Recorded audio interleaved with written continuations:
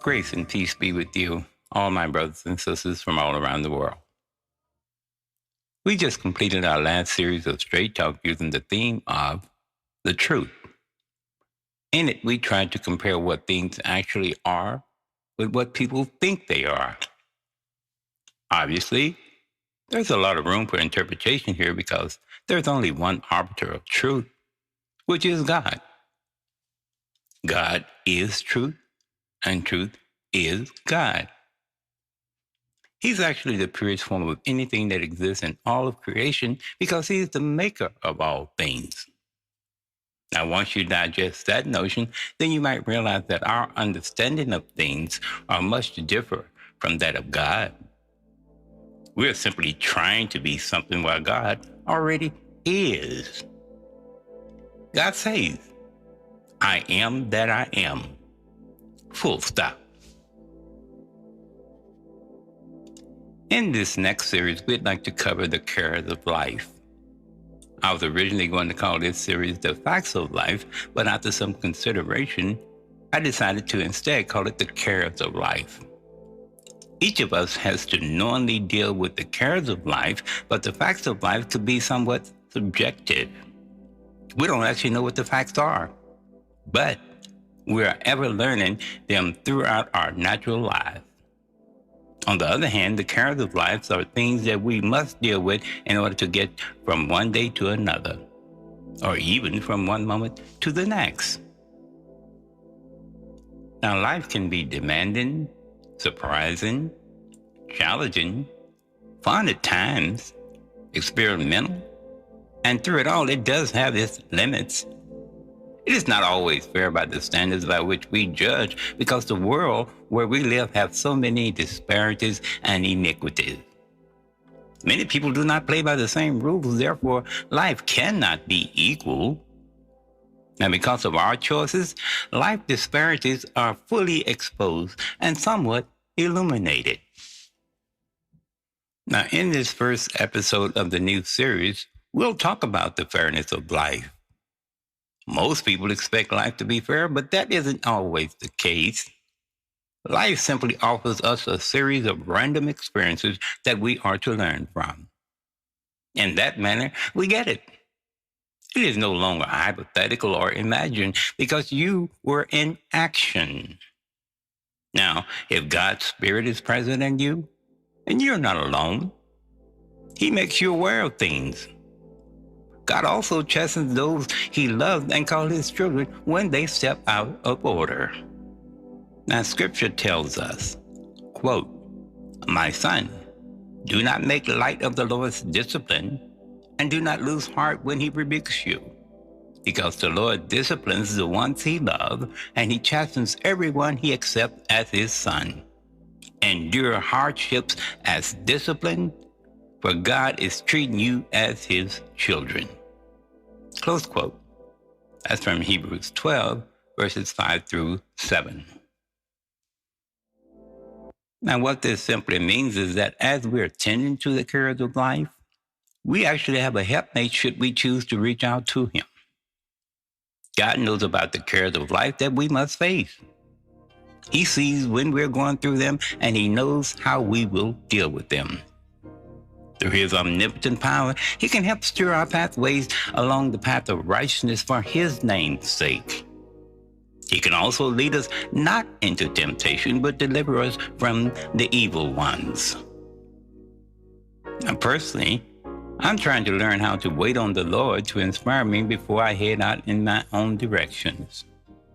My ordinary tendency is to rush out and say, "Look at me. Look at what I found. Look at what I'm doing." That might be an admirable quality for dealing with normal things of life, but when it comes to the things of God, they require a much higher filtering system. You might imagine that if God wants to deliver a message to a person or to people, He would be very meticulous about doing so. It would not be confusing or ambiguous at all. Now, from my own personal experiences, I know that when God chastens me, I usually know why and how He chose to do it. The reason would always flow back to something that I did or did not do properly.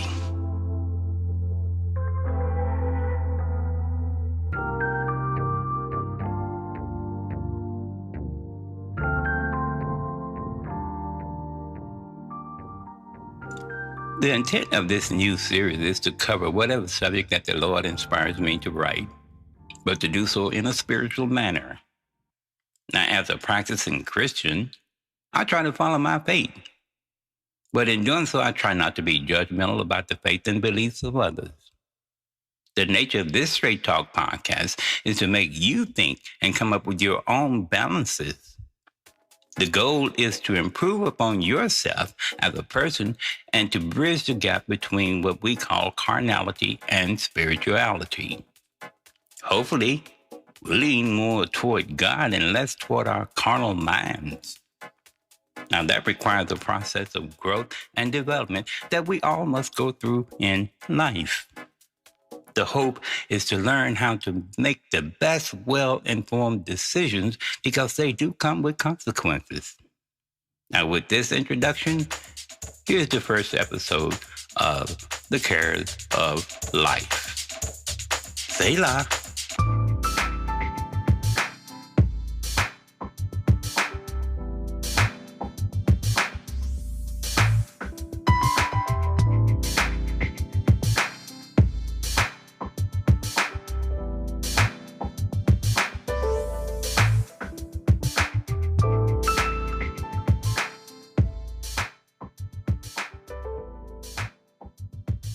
Good evening. Welcome to Straight Talk, featuring Greg Middleton. We begin a new series titled, The Cares of Life. This is the first in the series, Life is Not Fair. Here is Greg.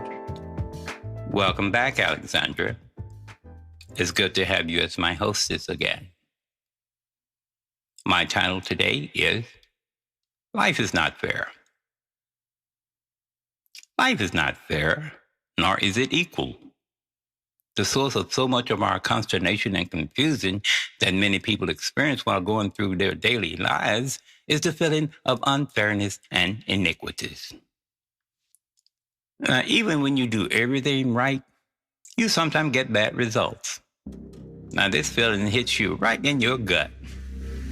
Such feelings can turn into bitterness that lives in your heart and turn into bitter, toxic pills.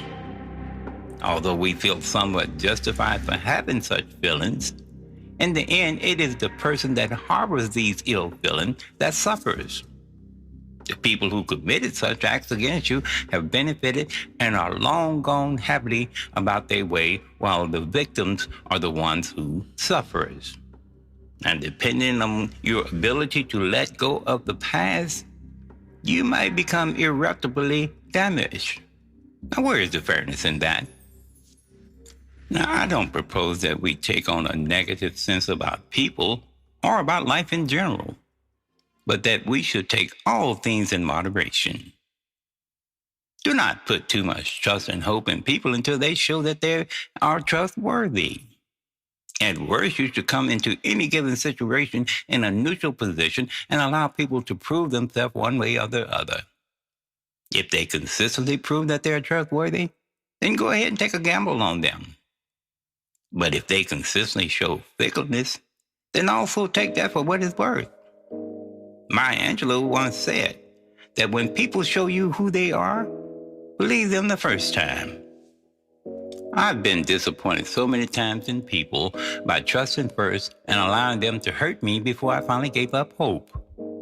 Fortunately, during my later years, I learned that people will often disappoint you if you let them. Now, if you appear to be nice and gullible, you become a target to people who will just take advantage of your kindness. These are not necessarily mean or evil people. They could be fairly decent people, even your friends and relatives who see an opportunity for personal gain, and you became their victim. Now, much of this has to do with your dependency upon others. If you are a self-reliant person, then you have the ability to acquire your own things. But if you need to rely heavily upon others to assist you in acquiring things, then brace yourself. Now, the rule about taking care of yourself first usually is the rule of the day. A person's first priority should be to take care of themselves first, then help others when you can, or as you can. It is similar to what they tell you on an airplane. If there's an emergency, put on your face mask first, then assist others in putting on theirs. No one wins if you die first. Now, this can be a bit tricky because if you are genuinely a loving and caring individual, you want to always give first no matter what the circumstance. And that's a good personality trait. But realize that people will not always repay kindness as it was given. If you insist on being kind to others as a rule, then also learn not to expect anything in return for your kind deeds. That is what true love really is. It is given with no expectation of any return. Just as the sun shines and gives us light and heat, we should also be prepared to give without reciprocation. If you cannot afford to give freely, then just say no. But many people have a hard time with that as well.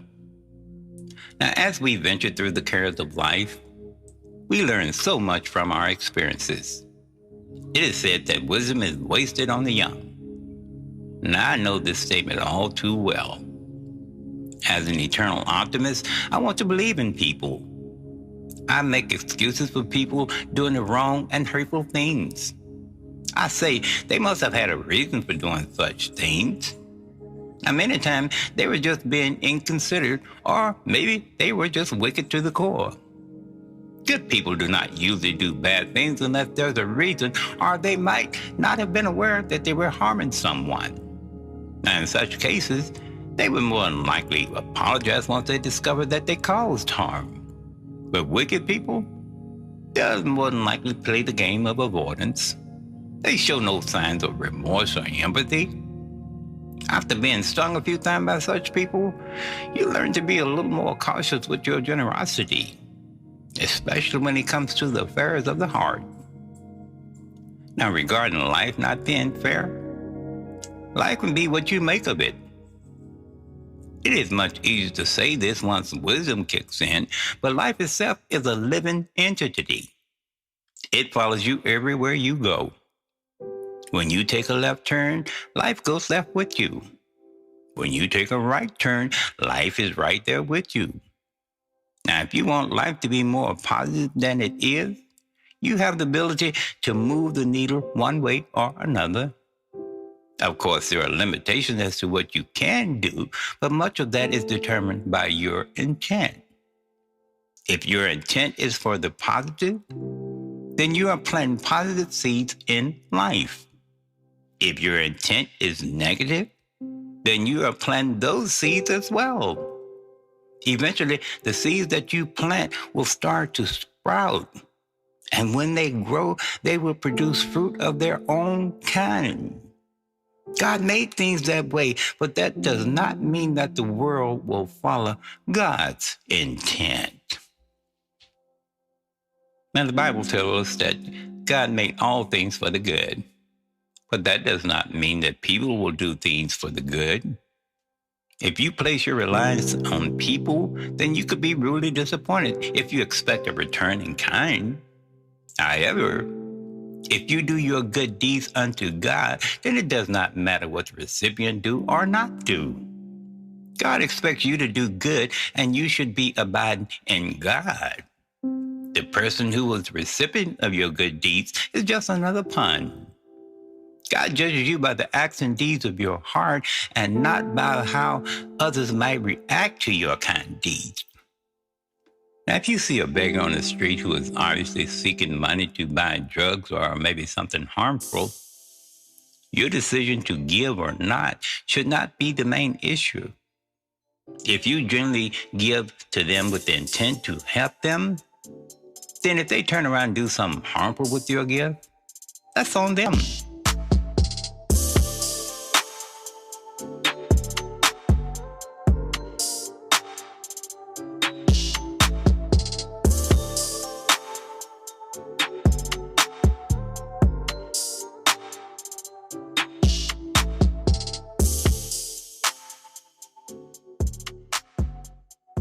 God blesses us based upon the generosity of our hearts.